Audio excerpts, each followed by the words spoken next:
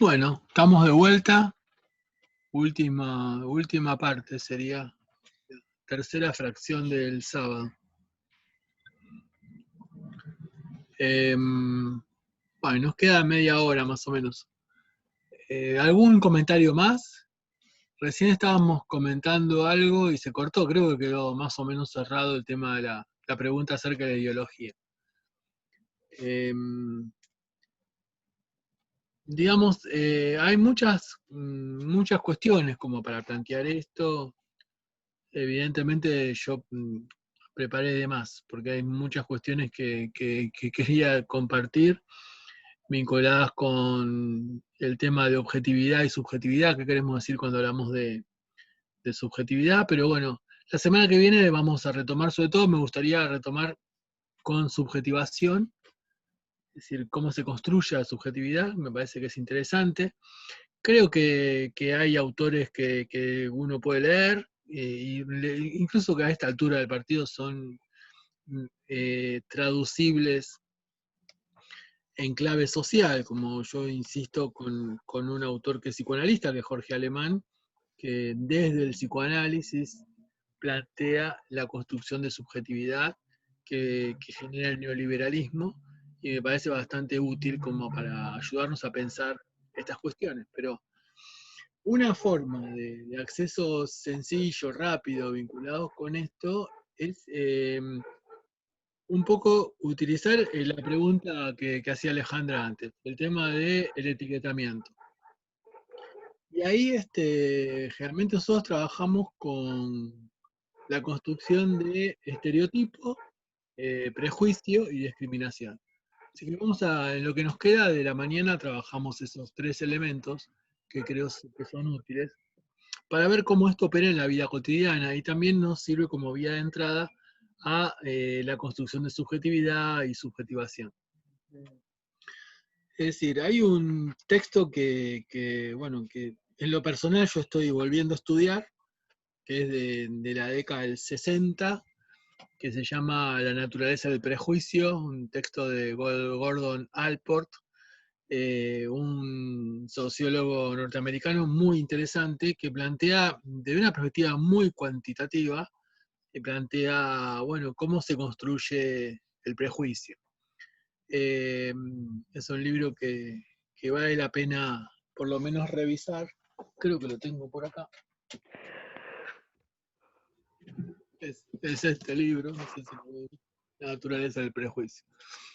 Por ahí está, como es viejo, por ahí por Mercado Libre se consigue barato. Es un poco gordito.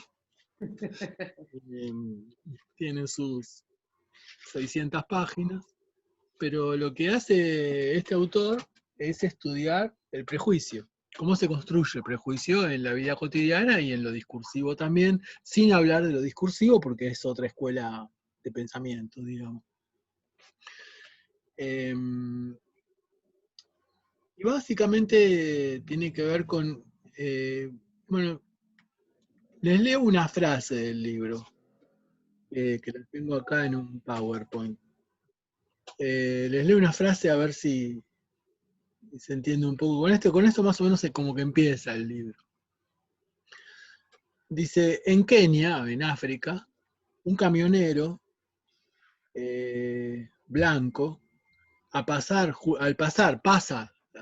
junto a un grupo de africanos que están descansando, dijo, son unos bestias haraganes. Horas más tarde, vio a otro grupo de africanos que cargaban bolsas de cereales muy pesadas y dijo, y son unos salvajes, ¿qué más se puede esperar de ellos? Es decir, cuando está construido el prejuicio, no importa la conducta de ese otro, ya está construido el prejuicio. Todo lo que haga va a estar mal, por decirlo de alguna manera sencilla. Con esto es como que empieza el libro de Allport, y después ironiza mucho sobre cómo se construye el prejuicio, no solamente con respecto a blancos y negros, sino con respecto a bueno, dentro de un mismo grupo. Si encuentro algo, cosa que siempre me cuesta, en estas circunstancias se los leo también, pero tiene que ver con la construcción del prejuicio. Ahora, para construir el prejuicio tiene que haber primero un proceso que es la construcción de estereotipos. No lo voy a encontrar, así que sigo con lo que... Bueno, lo preparo para la próxima. Que es la construcción de estereotipos. Es decir, fíjense, pensémoslo más tranquilamente, más en un lenguaje, no hablemos tanto con cosas técnicas. ¿Cómo se construye un estereotipo? Es decir, ¿y para qué sirve un estereotipo? Cuando la gente dice, los bolivianos son muy trabajadores, estoy construyendo un estereotipo. Pero no solamente estoy construyendo un estereotipo, sino que estoy construyendo comunidad con aquellos que están de acuerdo con el estereotipo que acabo de construir. ¿Soy claro ahí? Es decir, cuando yo planteo en mi vida cotidiana, discursivamente, afirmo algo, porque lo escuché, o porque se lo escuché a otro, y lo llevo a un grupo, y encuentro receptividad en ese grupo, en ese microespacio, construyo una sensación de comunidad, una sensación de que, no soy yo solo, somos varios los que pensamos de la misma manera. Y en contextos tan complejos como el que estamos viviendo en la actualidad, en la pandemia, y antes de la pandemia también, en contextos de neoliberalismo, en contextos de fragmentación social, todo aquello que aglutine me va a traer tranquilidad, aunque aglutine desde donde sea, aunque aglutine desde el odio, porque me encuentro con un otro que piensa como yo, en el cual me puedo reflejar, en el cual me puedo sentir integrado. Como que genera pertenencia, ¿no, Alfred? La pertenencia y te ratifica en la identidad también. Claro. Es cierto, Adriana piensa igual que yo, entonces no estoy solo, lo que eso que escuché en la tele, lo estoy compartiendo con mis compañeros de trabajo, tomando un café, y todos dicen, claro, es así, sí, los bolivianos son muy trabajadores. Y reafirma en el mismo proceso, se reafirma la idea, digamos. Y en el mismo proceso se va reafirmando la idea. Y fíjense cómo de ahí podemos hacer cosas más fuertes. Es decir, y todos los pibes que nacieron en el conurbano, en un barrio complicado, y lo más probable es que vayan a robar. ¿Lo van viendo? ¿Qué estamos haciendo en esa afirmación? Estamos construyendo un estereotipo. Pero que ya ese estereotipo implica un prejuicio y implica una estigmatización. Ya es mucho más complejo. ¿Lo tienen?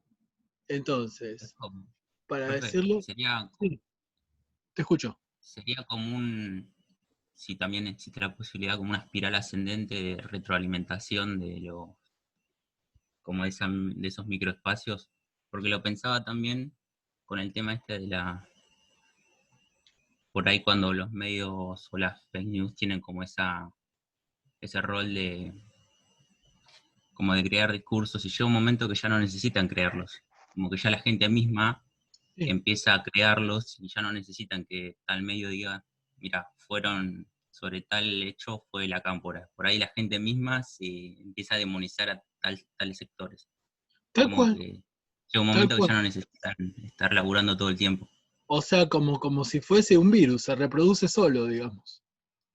Se va reproduciendo solo, ya no necesita, digamos, ya entró al huésped, digamos, y ya se empieza a reproducir, no necesita que alguien le dé la entrada. Sí, comparto lo que estás planteando. Es decir, sobre todo eso se ve ahora con los discursos de odio y cómo las noticias falsas, si son de odio, son mucho más reproducidas que si no son de odio. No sé si me explico. Si nosotros ponemos algo o hacemos un Twitter con una noticia falsa que diga, qué sé yo, todos los seres humanos somos esencialmente bondadosos, tal vez tenga 2 retweets. si decimos todos los seres humanos que hoy festejan el 17 de octubre, que son potencialmente criminales y asesinos, va a tener mucho más retweet que el primero. O sea, hoy, en este contexto, el odio es digamos, un fuerte construcción de estereotipos, de prejuicios y de estigmatización. Pero ese es el contexto actual. No es siempre así. Eso es mi opinión. Porque si hubiese habido Twitter en la década del 60, otras hubiesen sido las acciones. Pero en una cosa, en un ejemplo o en otro, sí se reproduce solo, como acabas de decir vos. ¿Está más o menos? No sé, te perdí ahí, Alexis. Bueno, continúo entonces. Entonces, para ordenar un poco lo que venimos diciendo, podemos pensar en qué significan socialmente los estereotipos.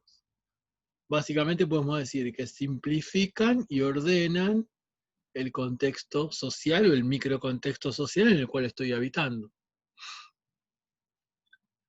Incluso lo comprenden y lo explican. Como los bolivianos son muy trabajadores, nos quitan el trabajo a nosotros que nacimos acá. Ese es el discurso xenófobo que existe en todo el mundo con respecto a los inmigrantes, por ejemplo.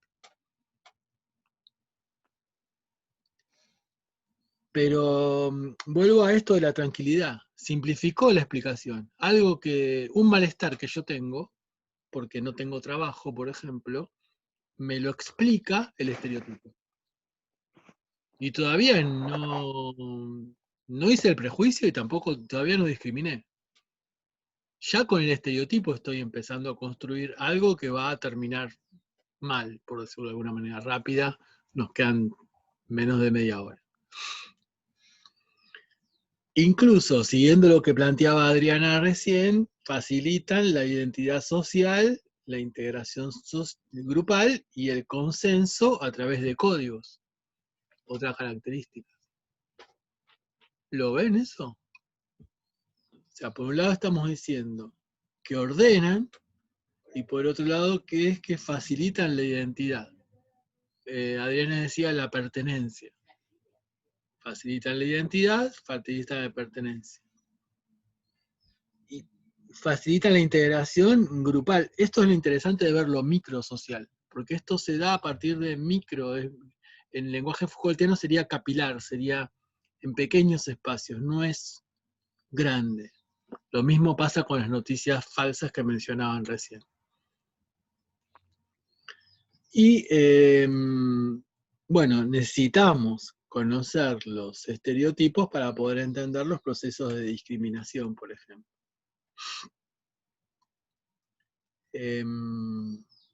Entonces, si queremos hacer una definición de estereotipo, diríamos que se construye a través de creencias. Fíjense la importancia de la significación, o sea, significa, creo en aquello que acepto como que significa tal cosa o tal otra. Se construyen a través de creencias, de representaciones, imaginarios, los atributos que caracterizan a un grupo social y sobre los que hay un acuerdo básico. Esto sería como una definición sencilla. Vuelvo a decir, se construyen a través de creencias, representaciones, son representaciones sociales, imaginarios, sociales, sobre los atributos que caracterizan a un grupo social y sobre los que hay un acuerdo básico. Los bolivianos son trabajadores. Los de la cámpora rompen las silobolsas. Ya entraríamos en otro paso más. ¿Lo van viendo? Entonces, ¿qué implica esto? Implica un proceso de subjetivación. Implica un proceso, el estereotipo va construyendo mi perspectiva con respecto a un otro. Y en la medida que construye mi perspectiva con respecto a un otro, produce algo en mi subjetividad. Hay un cambio en mi subjetividad, produce una forma diferente de ver ese otro, Y ese cambio en mi subjetividad lo podemos llamar proceso de subjetivación. Socialmente hablando. En psicoanálisis significa otra cosa. ¿Lo tienen eso? O sea que aprovechemos lo que estamos hablando y que tenemos poco tiempo. El estereotipo ya lo estamos empezando a definir y creo que estamos más o menos de acuerdo en cómo lo definimos. Pero el estereotipo no solamente opera hacia afuera, por decirlo rápidamente, en función de cómo veo al otro, sino que opera internamente porque produce un cambio en mi subjetividad, en mi percepción de esa otredad, de ese otro. ¿Lo ven? Porque para que la noticia falsa sea efectiva, tiene que cambiar mi perspectiva, con respecto al hecho que la noticia falsa está describiendo. ¿Qué significa? ¿Cómo llamamos a eso? Proceso de subjetivación. Se entrometió en mi subjetividad. Y lo más complicado, lo más riesgoso, es que eso no solamente va a operar en función de la noticia falsa, sino que ya va a quedar en mi subjetividad. Me va a servir para otras noticias falsas. Ahí es cuando se construye el proceso de subjetivación. No es un flash. Vamos a la próxima noticia falsa y de vuelta empieza todo el proceso. Ya una cosa va como, ¿cómo decirlo? Potenciando a la otra. ¿Ven lo interesante o la importancia de estudiar estereotipo, prejuicio? O sea, no es solamente decir estamos en una sociedad prejuiciosa. Y ya sabemos que estamos en una sociedad prejuiciosa.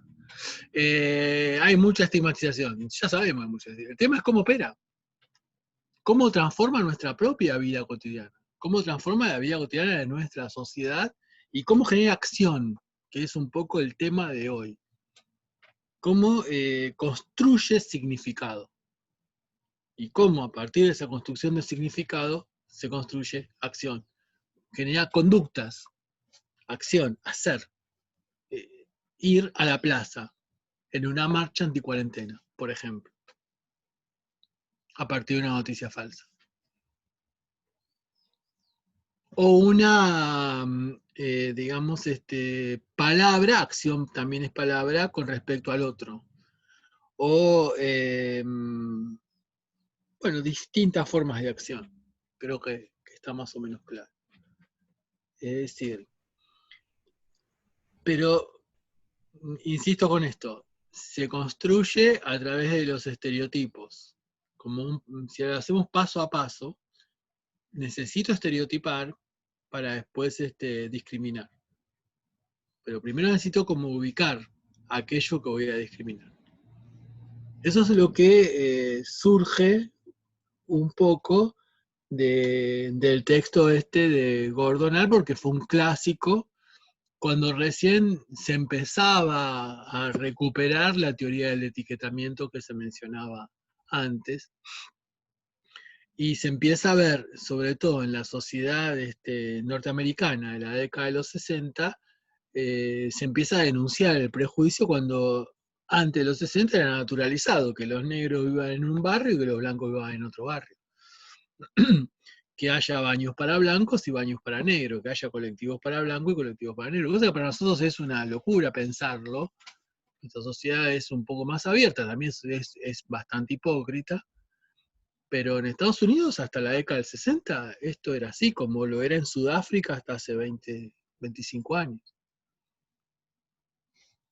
Entonces hay un contexto también que genera preguntas acerca del prejuicio. Por eso siempre conviene, esto de la ideología que salió antes, pensarlo en clave de que la relación con el contexto está muy relacionada, muy vinculada con la ideología que produce ese contexto.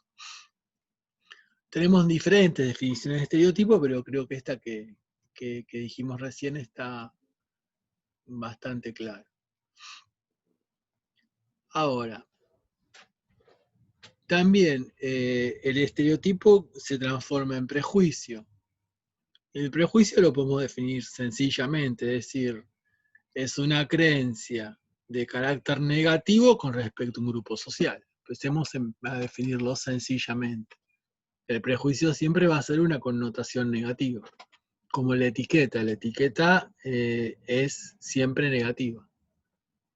Es difícil que se etiquete positivamente a las personas. Siempre va a ser negativo. Pero los estereotipos son los componentes cognitivos y de conocimiento que ya tengo y que ya elaboré como juicios y creencias vinculados con esa negatividad. Vuelvo a lo que dije antes. El prejuicio siempre va a ser un juicio y creencia de carácter negativo. Y ese juicio y esa creencia de carácter negativo implica un proceso de conocimiento, un proceso de reflexión, un proceso de aceptación, que tiene que ver con mis pautas culturales, que tiene que ver con la ideología, que tiene que ver con el contexto, y también genera esto que decía Adriana antes, pertenencia e identidad. ¿Lo van viendo? Fíjense cómo el prejuicio, y eso puede ser segundos o minutos, el prejuicio, el estereotipo, perdón, eso puede ser minutos o segundos, el estereotipo se transforma en prejuicio.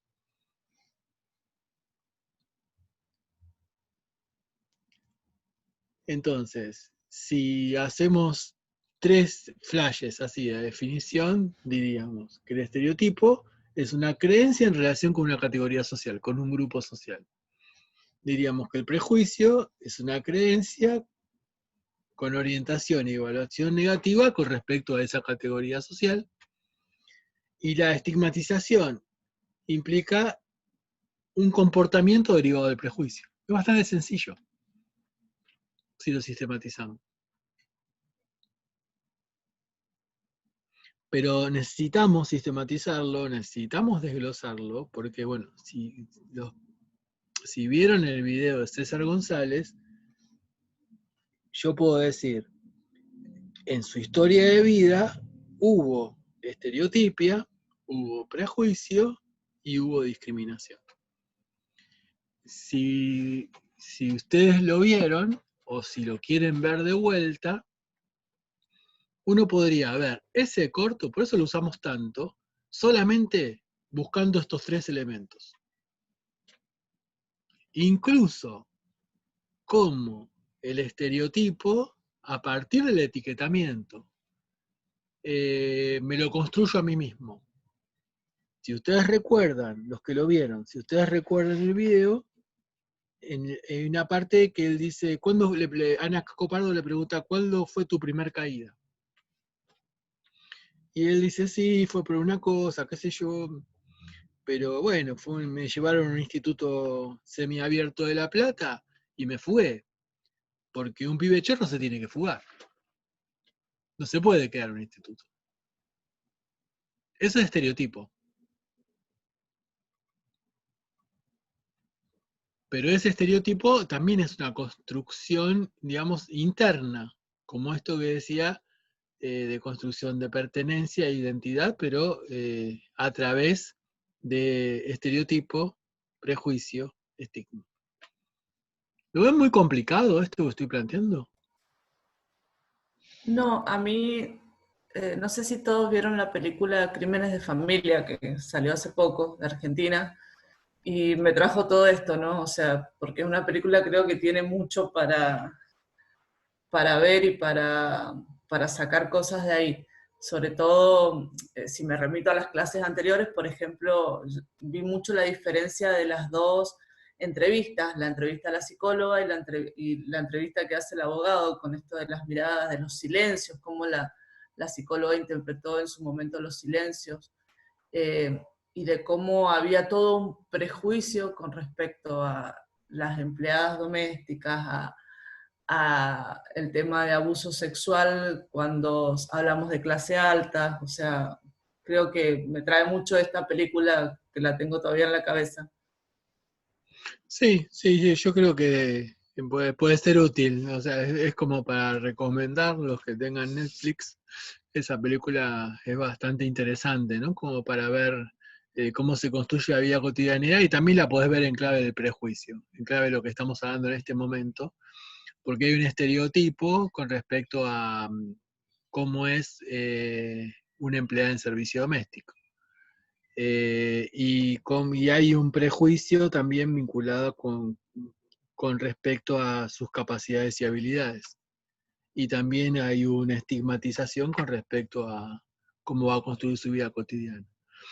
Me parece que es bastante interesante y cómo se produce una ruptura también, ¿no? Pero bueno, es como, no la spoileemos, digamos, pero es interesante como para verla. Y bueno, ya que estamos en una situación de virtualidad, aprovechemos estas cosas como para darle una connotación más audiovisual. Yo creo que se hace mucho más potente esto que solamente leyéndolo. Así que, bueno, te agradezco el comentario, no se me había ocurrido, pero me parece que es útil esa película como para pensar eso. No sé, ¿alguien quiere comentar algo más? Yo tenía una duda con Sí, respecto al prejuicio, que dijiste que es de carácter negativo. sí. ¿Siempre tiene que ser de carácter negativo? Digo, por ejemplo, se me vino a la cabeza el ejemplo que diste de que los bolivianos son trabajadores. Y por ahí socialmente está bien visto ser trabajador. Pero Sí, sí, sí. perdóname, te interrumpí. No, te lo digo rápido. Yo dije, los bolivianos son muy trabajadores, pero eso sería estereotipo. Después pasás al prejuicio. Son muy trabajadores, pero toman mucho. Ahí empezaste a ponerle a ese grupo que primero separaste del resto, le empezás a poner una connotación negativa. Y eso es prejuicio. ¿Me explico? Lo que tiene un carácter, llamémosle para decirlo rápido, neutro, puede ser positivo, puede ser negativo, puede no ser nada, y solamente separar es el estereotipo. Del estereotipo paso al prejuicio. Y el prejuicio sí es de carácter negativo. ¿Lo ves? Sí, sí. Es así de sencillo. Por ahí no me expliqué, fue muy rápida la explicación, ¿no? O sea que el prejuicio es un estereotipo con valoración negativa, para decirlo rápidamente.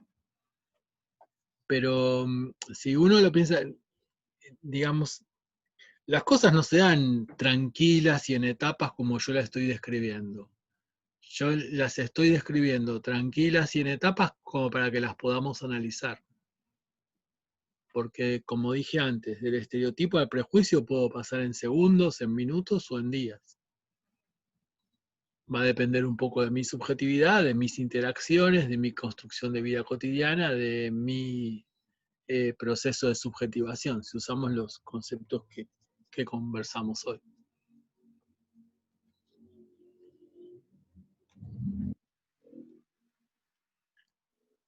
Y el prejuicio, siguiendo un poco con lo que veníamos conversando, proporciona una serie de ventajas también. Por ejemplo, volvamos a la película que menciona Alejandra.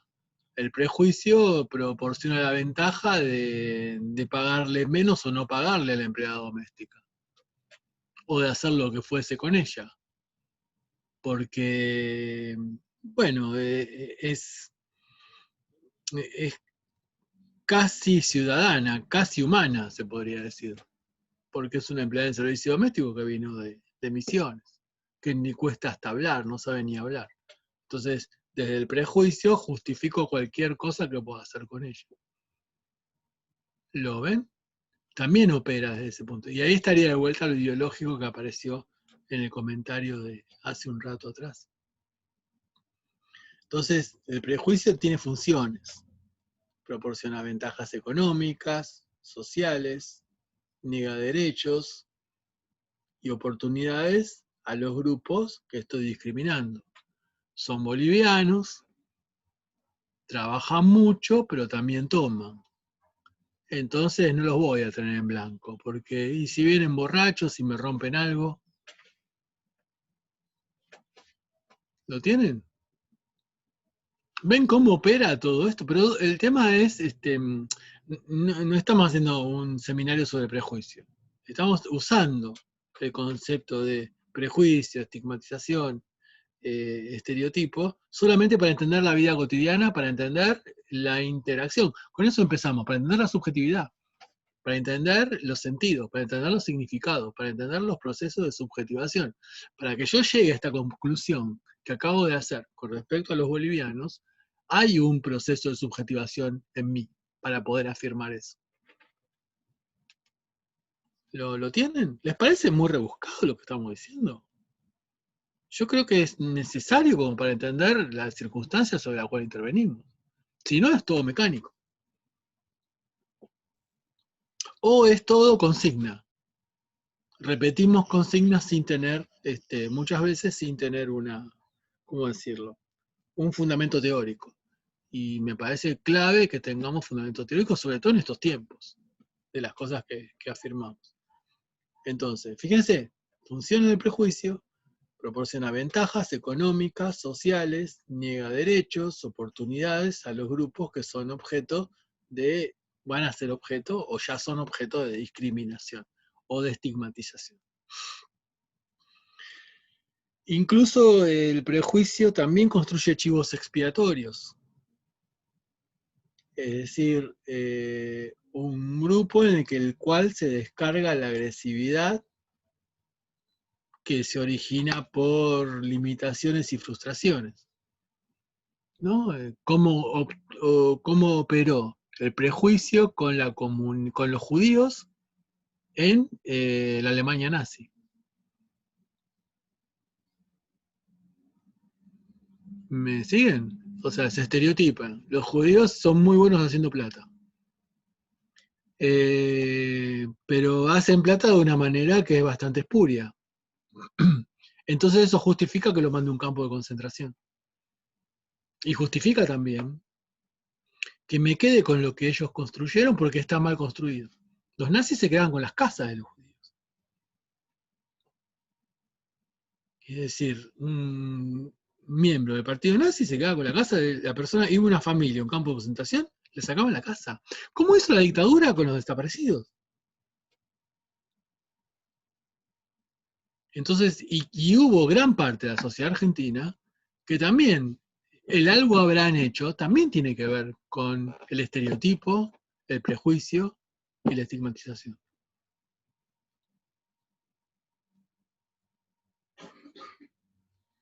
¿Lo tienen? Entonces, esto juega con muchas cosas, con muchos elementos que me parece importante y tal vez se visibiliza más porque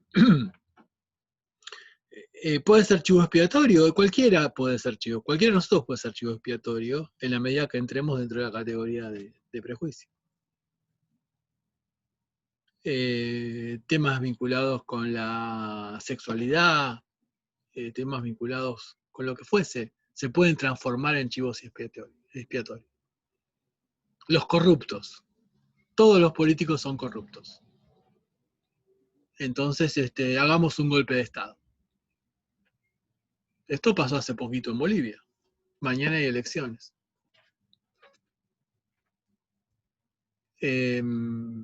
¿Lo ven? Entonces, ¿son procesos de construcción discursiva? Evidentemente lo son. ¿Tienen que ver con la vida cotidiana? Evidentemente se sostienen, se construyen y se fortalecen en la vida cotidiana. ¿Generan identidad y pertenencia? Generan identidad y pertenencia. ¿Cómo se construyen? A partir del contacto con el otro, intersubjetivamente. ¿A través de qué? A través del lazo social. ¿Cómo llego a afirmar que todos los políticos son corruptos? A partir de un proceso de subjetivación, que es un trabajo, si queremos, para usar el contexto, de noticias falsas, de medios de comunicación, incluso de la estética. sobre todo la estética cinematográfica, que desde hace años que nos viene diciendo eso, sobre todo el estadounidense, nos viene diciendo eso. Fíjense, todo político que aparece en toda película norteamericana que hayamos visto, ya que mencionamos cine y si tenemos acceso a Netflix, siempre es corrupto. Incluso, no sé si lo dije, pero lo digo siempre, en las policiales, que realmente uno ve muchas policiales, no sé ustedes, yo veo muchas policiales, en las policiales, ¿cuál es el mejor policía? El que viola la ley, el que está al borde de la ley. El mejor policía es ese. El policía, ¿cuál es el policía que impide que el crimen se resuelva? El burócrata, el que dice, no, vayamos con el procedimiento.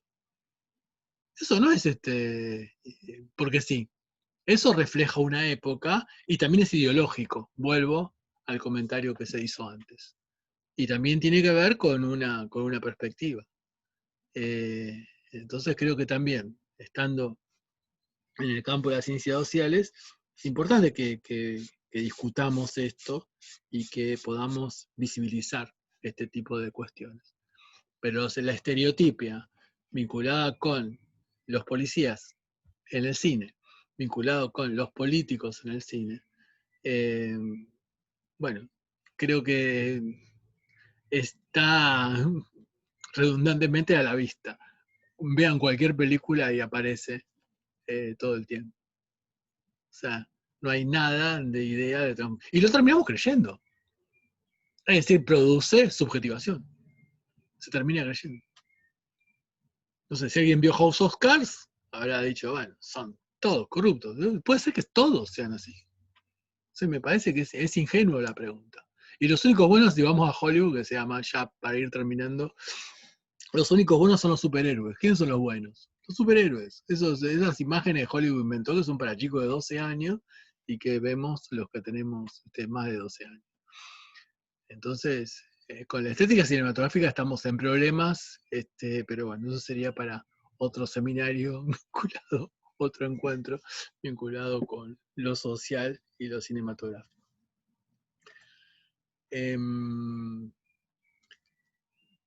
Básicamente Ya estamos, Alfred, se está por cortar. estamos terminando, así que se va a cortar. No sé si tienen algún comentario, nos queda 1 minuto 30 y 29 segundos.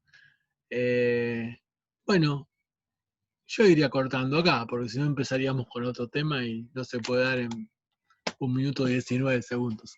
Así que cualquier consulta, si quieren ahora, no sé si vamos a tener tiempo de contestarla, y si no, nos conectamos en la semana, o si no, prepárenla para la semana que viene. Espero que se haya entendido, es un tema muy pesado, yo sé que es pesado, pero bueno, tratamos de hacerlo lo más comunicable posible. Así que tengan un buen fin de semana. Para los que piensen de esta manera, feliz día. Y bueno, nos estamos viendo a la 1 de la tarde en una aplicación. Hasta la próxima. Adiós. Chao. Chao, feliz día. Feliz día. Hasta luego. Feliz día.